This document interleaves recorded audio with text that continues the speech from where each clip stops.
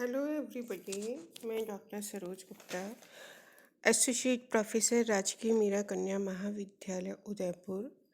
आज आपको तृतीय वर्ष कला के पेपर पश्चिमी संसार के टॉपिक अमेरिका के स्वतंत्रता संग्राम के बारे में बताऊंगी। आज हम इस टॉपिक को शुरू करेंगे और इसमें हम इसके 2 पॉइंट्स क्रांति के कारणों के बारे में विश्लेषण करेंगे। तो अमेरिका का स्वतंत्रता का युद्ध या war of American independence. America में इंग्लैंड के 13 उपनिवेश थे। कोलंबस को अमेरिका की खोज का श्रेय दिया जाता है। आरंभ में स्पेन व पुर्तगाल ने अमेरिका, विशेषकर दक्षिणी अमेरिका में अपने उपनिवेश बसाए। ये देश अमेरिका से सोना, चांदी व धन लाने लगे। इससे इंग्लैंड व अन्य देशों की अमेरिका में रुचि पैदा हो गई। अमेरिका में इंग्लैंड के उपनिवेशों की स्थापना सरकार, व्यापारी, धर्म सुधारक और जनता के सम्मिलित योगदान का परिणाम थी। हम देखते हैं कि 1607 में अमेरिका में इंग्लैंड ने अपना पहला उपनिवेश जेम्स टाउन में स्थापित किया था। इसके बाद के 150 वर्षों में अमेरिका के अटलांटिक महासागर के तट पर मेन से लेकर जॉर्जिया तक 1 सहस्त्र मील के विस्तृत प्रदेशों में इंग्लैंड के 13 उपनिवेश अमेरिका में स्थापित हुए। ये 13 उपनिवेश 3 क्षेत्रों में स्थित थे। इनका विवरण इस प्रकार है। उत्तरी क्षेत्र, यह न्यू इंग्लैंड के नाम से भी जाना जाता है। न्यू हैम्पशायर पहला है। दूसरा है मैसाचुसेट्स, 1820 तक मेन इसका एक भाग था। तीसरा है रोड द्वीप। चौथा है कनेक्टिकट। इसके बाद हम देखते हैं कि मध्यवर्ती क्षेत्र में भी 4 उपनिवेश थे। पहला न्यूयॉर्क, दूसरा पेनसिल्वानिया, तीसरा न्यू जर्सी, चौथा डेलावेयर।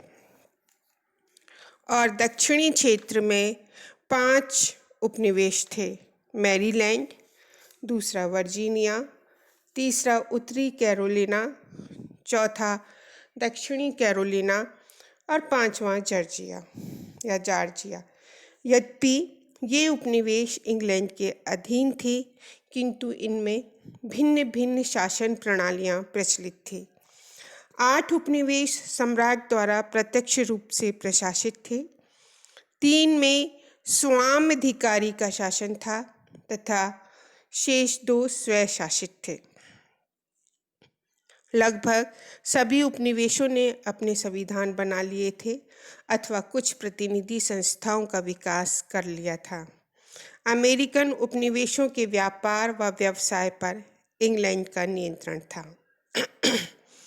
अमेरिका के इन उपनिवेशों में एक मिश्रित संस्कृति का जन्म और विकास हुआ, जो यूरोप से मिलती जुलती हुई थी और अपने आप में विशिष्ट थी। उनकी आर्थिक व्यवस्था भी इंग्लैंड से भिन्न थी। अमेरिका के 13 उपनिवेशों के निवासियों के जीवन यापन के साधन भी इंग्लैंड के निवासियों से बिल्कुल अलग थे। यद्यपि यह आशा नहीं की जा सकती थी कि इंग्लैंड के अमेरिकन उपनिवेशों के निवासी सदैव के लिए उसके अधीन रहेंगे, किंतु कुछ ऐसी घटनाएं घटित हुईं जिसके फलस्वरूप 1776 में उन्होंने अपनी मातृभूमि के विरुद्ध विद्रोह कर दिया था। अब इस क्रांति के क्या कारण थे? अमेरिका की क्रांति के कारणों का अब हम विश्लेषण करेंगे। अमेरिका की क्रांति के कारणों को हम 4 भागों में विभक्त कर सकते हैं। पहला है अभिव्यक्ति तथा सिद्धांतों का संघर्ष। दूसरा, रूढ़िवादी समाज तथा उदारवादी अमेरिकी समाज में टकराव। तीसरा है परिस्थितियों का योगदान, और चौथा है दोषपूर्ण अंग्रेजी प्रशासन, नीतियाँ व निरंकुशता। आज हम 2 पॉइंट्स, अभिव्यक्ति और सिद्धांतों का संघर्ष तथा रूढ़िवादी समाज तथा उदारवादी अमेरिकी समाज में टकराव का विश्लेषण करेंगे। अभिव्यक्ति तथा सिद्धांतों का संघर्ष, इसमें सबसे पहले हम बताएंगे कि अमेरिकनों में आत्मविश्वास एवं महत्वाकांक्षा की उभरती हुई भावनाएं अमेरिका की क्रांति का कारण थीं। इन भावनाओं को अमेरिकी क्रांति का मूल कारण माना जा सकता है। अमेरिकन उपनिवेशों ने 18वीं शताब्दी के मध्य तक सर्वांगीण उन्नति कर ली थी तथा उनमें और उन्नति करने की आकांक्षा पैदा हो गई थी। अमेरिका की भौगोलिक स्थिति, साधन, परिस्थितियां भी उन्हें इसके लिए प्रेरित कर रही थी। इन उपनिवेशों में प्राकृतिक साधन काफ़ी मात्रा में उपलब्ध थे तथा उनका उपयोग कर आर्थिक समृद्धि की ओर कदम बढ़ाए जा सकते थे। वे ये मानने लगे थे कि उन्हें स्वयं अपने भविष्य का निर्माण करना है तथा वे इसके योग्य हैं, अतः वे चिरकाल तक इंग्लैंड के अधीन नहीं रह सकते थे। इस नई भावना के उदय का एक प्रमुख कारण कुछ वर्गों के निहित स्वार्थ भी थे।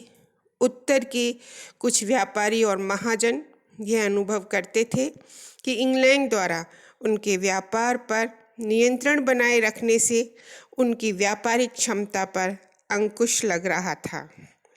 इसी क्षेत्र के कुछ अन्य व्यापारी व महाजन इस बात से रुष्ट थे कि इंग्लैंड की नीतियां उत्पादन को बढ़ाने में अवरोधक हैं। दक्षिण के अनेक किसान, जो कि बड़े बड़े किसान थे, प्लांटर्स थे, इंग्लैंड के महाजनों के ऋण से दबे हुए थे। इंग्लैंड से संबंध विच्छेद होने पर संभवतः वे इस ऋण की अदायगी से बच सकते थे। दक्षिण के उपनिवेशों की जनता निकटवर्ती उपजाऊ प्रदेशों में जाने को इच्छुक थी। अमेरिका के मध्यम वर्ग में, जिसमें नगरों के व्यवसायी तथा देहातों के छोटे किसान आते थे, राजनीतिक चेतना का उदय हो चुका था।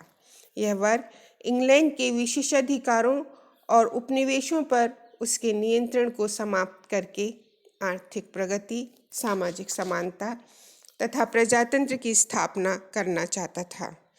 आरंभ में यह वर्ग इंग्लैंड से संबंध विच्छेद का समर्थन नहीं करता था, परंतु उपनिवेशी शासकों तथा स्वार्थी वर्गों ने उसे इसके लिए मजबूर कर दिया था। यहाँ मैं आपको ये स्पष्ट कर देना चाहती हूँ कि अमेरिका का उच्च वर्ग इंग्लैंड की सरकार के प्रति निष्ठावान था। उन्हें अनेक सुविधाएं तथा विशेषाधिकार प्राप्त थे, इसलिए वे अमेरिका में कार्यरत अंग्रेजी शासकों तथा इंग्लैंड का समर्थन करते थे। उनके तथा मध्यम व उच्च मध्यम वर्ग के विचारों में भिन्नता लगातार बढ़ती जा रही थी। द्वितीय पॉइंट जो कि हम आज आपके साथ में डिस्कस करेंगे वह है रूढ़िवादी अंग्रेजी समाज और उदारवादी अमेरिकी समाज में टकराव शुरू हो गया था। इंग्लैंड व अन्य यूरोपीय देशों के निवासी धार्मिक अत्याचारों से त्रस्त होकर अमेरिका में बस गए थे। उन्होंने वहां जाकर एक नया जीवन आरंभ किया था। उनमें एक नए प्रकार के समाज को जन्म देने की अभिलाषा जागृत हुई थी। उनकी यह मान्यता थी कि इंग्लैंड में उस समय में भी वर्ग भेद की भावना विद्यमान थी तथा समाज में कुलीन वर्ग के लोगों की प्रधानता थी।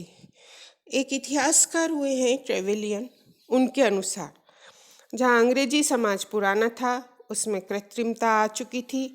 अमेरिकन लोग अभी नए नए और सरल थे। उन्होंने अपनी सारी पूर्व धारणाओं और रीति रिवाजों का त्याग करके नया जीवन अपनाया था।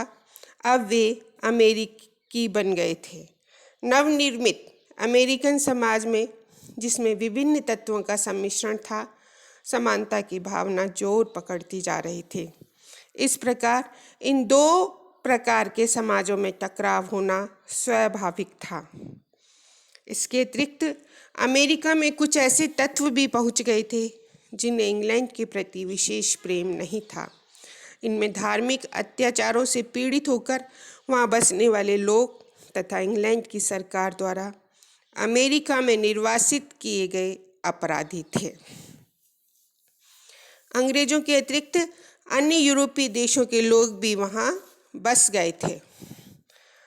अंग्रेजों और अमेरिकनों में धार्मिक मतभेद भी था।